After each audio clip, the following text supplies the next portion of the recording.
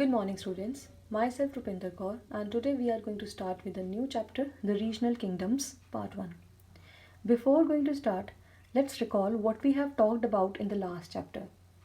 We talked about the medieval period, and it is divided into early medieval period and late medieval period. Now let's move further and talk about many dynasties ruled India during the medieval period.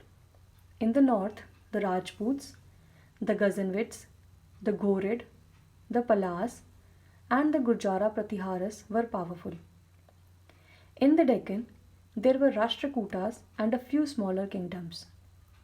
The Pallavas, the Pandyas, and Cholas were dominant in the south. Now let's talk about the North Indian rulers of India. Begin with the Rajputs.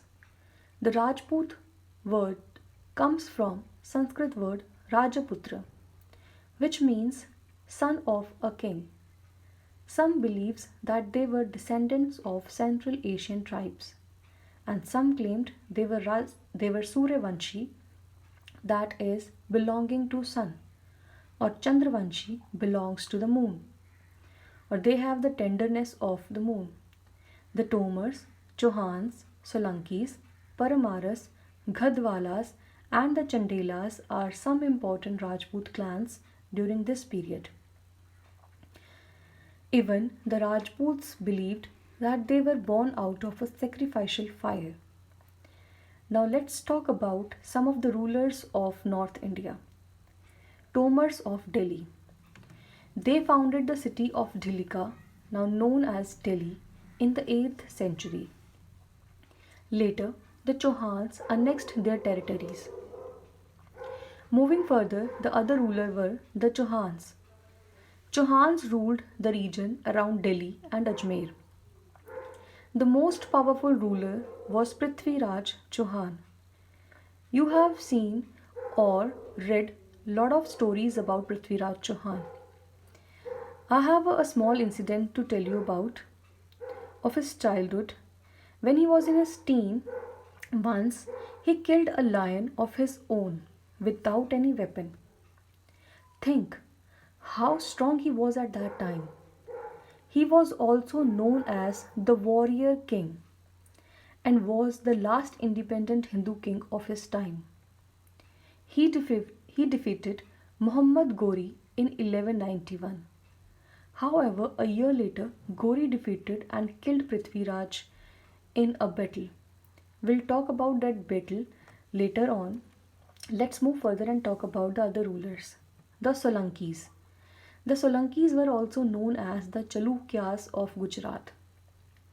Siddhraja was the most powerful ruler of this time.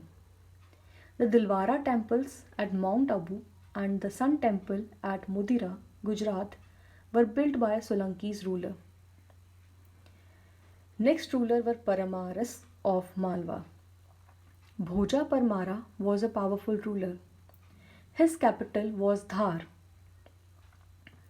The Neelkanteshwar temple at Udaipur was built by Paramaras. It was a beautiful temple. You must need to go and visit.